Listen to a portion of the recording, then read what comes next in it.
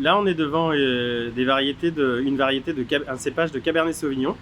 Donc ce sont des issus de bois. Donc les bois, c'est vraiment ce qui maintenant est enterré, juste un bourgeon, qui ont passé une année dans la station spatiale internationale. Développée par Space Cargo Unlimited, la mission WISE a pour but d'étudier l'impact de la microgravité et des rayonnements spatiaux, notamment sur les plantes.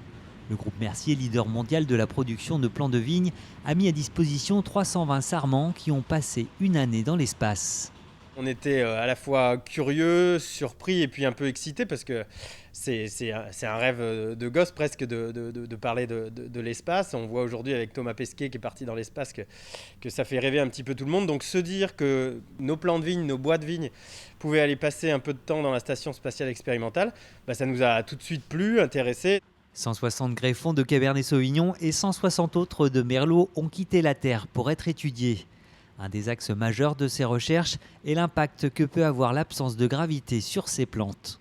Elles ont été placées dans des espèces de petites capsules qui ont été placées au frigo, donc à 4 degrés. Elles sont arrivées là-bas en janvier 2020 et elles sont redescendues sur Terre en janvier 2021. Depuis le mois de février dernier, c'est ici, dans ces serres de production de greffons hors sol, que ces plantes poursuivent l'expérience. Les objectifs, c'est d'essayer de voir si, à travers cette absence de gravité, ou d'autres paramètres d'ailleurs, qu'on a du mal à mesurer, si on peut faire varier le comportement de la plante et faire en sorte que demain, elle soit plus résiliente vis-à-vis par exemple du changement climatique, plus résistante à du stress hydrique, des stress solaires, peut-être plus résistante aux maladies. Donc c'est ça l'objectif. Donc dans le partenariat, nous Mercier, on fait pousser les plantes et on va faire en sorte de faire des plants qui vont aller au vignoble, parce que bien sûr à la fin c'est aussi de voir si on peut continuer à faire du vin et du bon vin, peut-être même du meilleur vin. Et on a des partenaires, donc à l'INRA de Bordeaux, mais aussi dans des centres de recherche en Allemagne, qui eux vont faire des études bien plus fines en génétique, en épigénétique, pour voir s'il y a eu des modifications cellulaires, moléculaires dans les plants de vigne.